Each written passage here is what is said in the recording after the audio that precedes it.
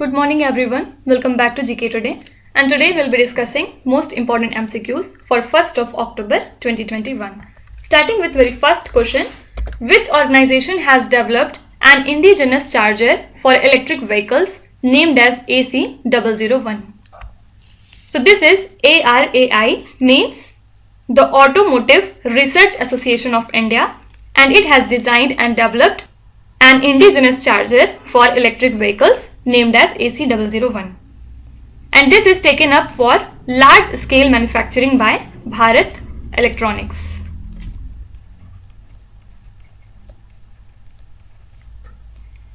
And currently most of the charging components for electric vehicles are imported. So now this indigenous development and manufacturing of these components would boost electric mobility in India. Fine. Now apart from it, the European Union aims to have a common charging port for mobile phones, tablets and headphones under a European Commission's proposal presented for the very first time in the world. So now under the proposal, a USB-C connector will become the standard port for all the smartphones there. Okay. Now apart from it, the world's highest electric charging station has been set up in Himachal Pradesh by a company named as GoEgo, which provides electric charging solutions and products. So this station is set up at a height of 500 feet above the mean sea level. So now as a trial run, 2 electric scooters were charged at the station. Okay. Now few days back, we have seen that Niti Aayog has partnered with a US based institute named as Rocky Mountains. Why? To launch the Shunya campaign. So this campaign is basically an initiative to promote zero pollution delivery vehicles by working with consumers and investors. And the campaign aims to accelerate adoption of electric vehicles in the urban delivery segment and create consumer awareness about the benefits of zero pollution delivery vehicles. Okay. Can you tell me, when do we celebrate World Electric Vehicle Day? Please write down in the comment section. Question number 2. Which state has recently passed a bill to ban online games of chance? So the State Assembly of Karnataka has passed this particular bill to amend the Karnataka Police Act of 1963, which seeks to ban online games of chance. And under this bill, an online game of chance is defined as any act or risk of money on the unknown result of an event. Okay. So now this bill has been passed by a voice vote, and the bill does not prohibit online games that are games of skill. Okay. So those type of games which depend on your luck or chance are only banned. Fine. Now talking about Karnataka, recently it has passed the Karnataka Religious Structure Protection Bill of 2021. Why? To protect the religious constructions on public places. Fine. Also, Karnataka government has recently issued a circular that imposes a ban on holding press conferences and issuing statements by the bureaucrats. And already we have seen that Karnataka has decided to ban online gambling and betting, due to which it has banned the games of chance. And one more thing about Karnataka, the government of Karnataka has recently planned to reintroduce industrial adalats, and this is aimed to resolve industry related problems on the spot and serve as a platform to get long lending lease. Okay. So earlier it has such system of industrial courts between the years 2008 and 2013, after which it got abolished, but now it has been reintroduced once again. Okay. Question Question number 3. Which tech initiative of India has backed CIPS Excellence in Procurements Award 2021 under the Best Use of Digital Technology category? So the Government of India's GEM means Government E-Marketplace initiative has been adjudged as the winner of CIPS Excellence in Procurement Awards 2021 under the Best Use of Digital Technology category, and the award ceremony was held in London, UK. Talking about GEM, it is a kind of dedicated online marketplace for procurement of goods and services by the government organizations, departments and PSUs. Fine.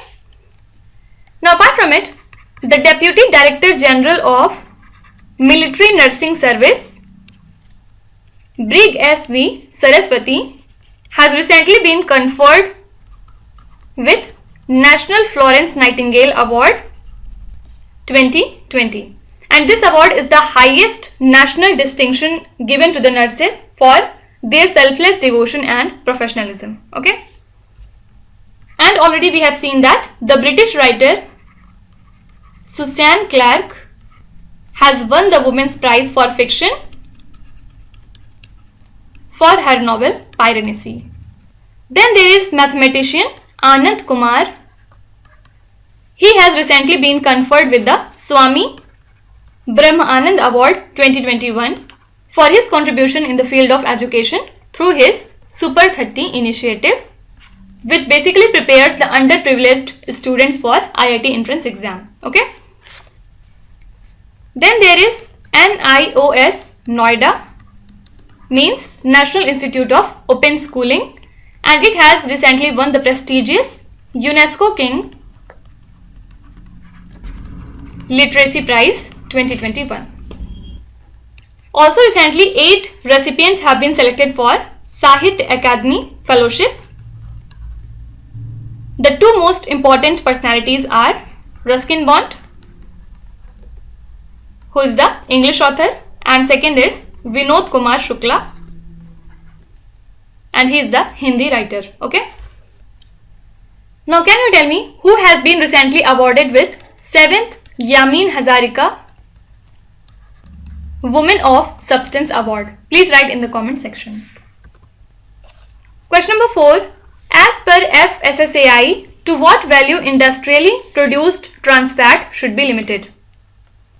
So the India's food regulator, Food Safety and Standards Authority of India, has mandated that the industrially produced trans fat should be limited to less than 2% and make the country free from trans fat by the year 2022. Also recently, it has stated that only 1.34% of the newly tested processed food samples have shown breach of prescribed levels of industrially produced trans fat, which shows that India is on track to become trans fat free soon. Okay. So your correct answer is option number C. Now apart from it, recently FSSAI has awarded a 5-star Eat Right Station certificate to the Chandigarh railway station. And this certificate is awarded for providing high quality nutritious food to the passengers. Fine.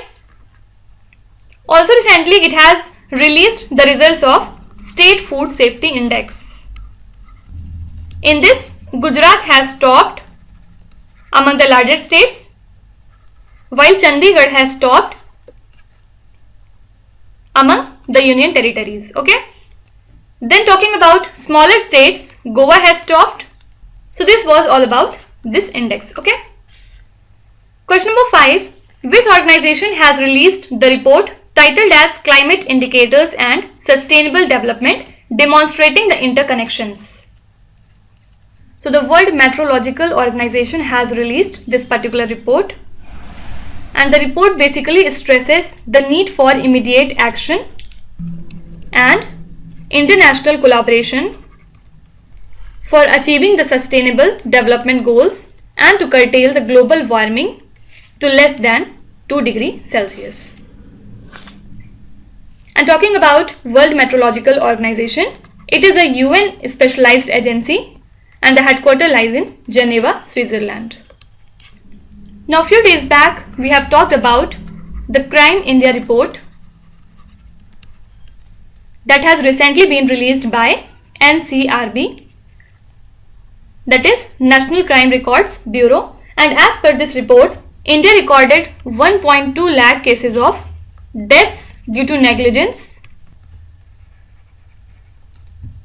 relating to road accidents, and communal riots marked an increase of 96%, while offences against the state had a drop of 27% except for the state of Uttar Pradesh. Fine.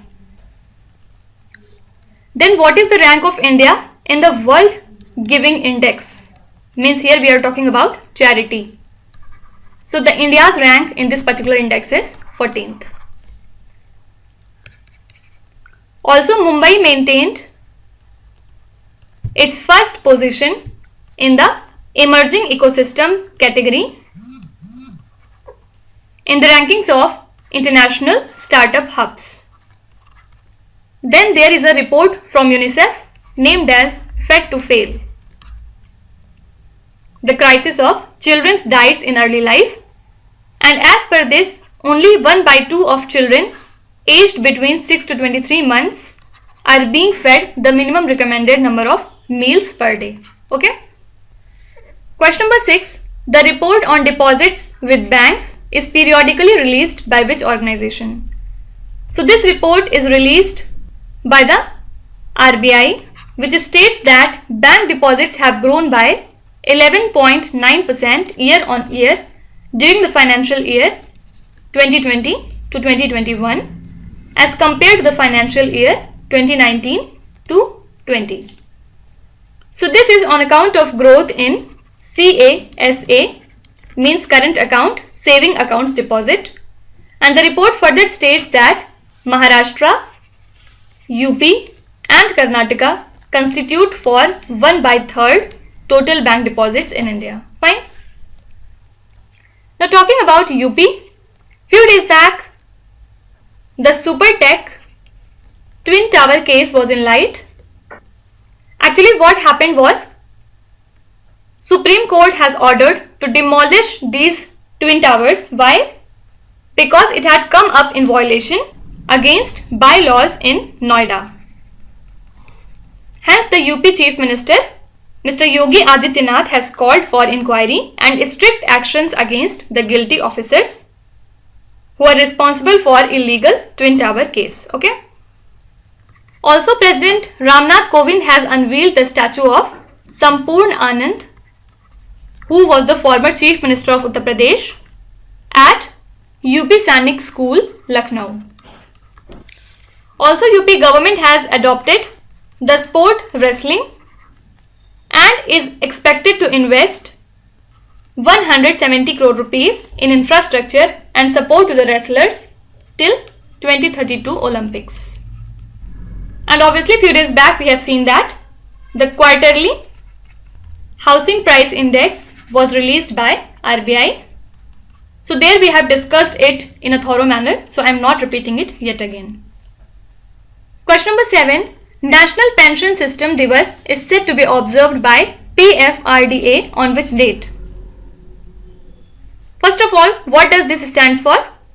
Pension Fund Regulatory and Development Authority, and it is the National Pension Regulator of India. So it has proposed to celebrate October 1st as National Pension System Divas, and this is a part of campaign of PFRDA to promote pension and retirement planning.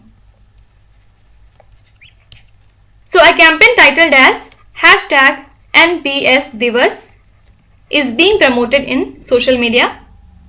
And talking about PFRDA, it is a statutory and regulatory body under the Union Ministry of Finance, whose present chairman is Supratim Bandyopadhyay.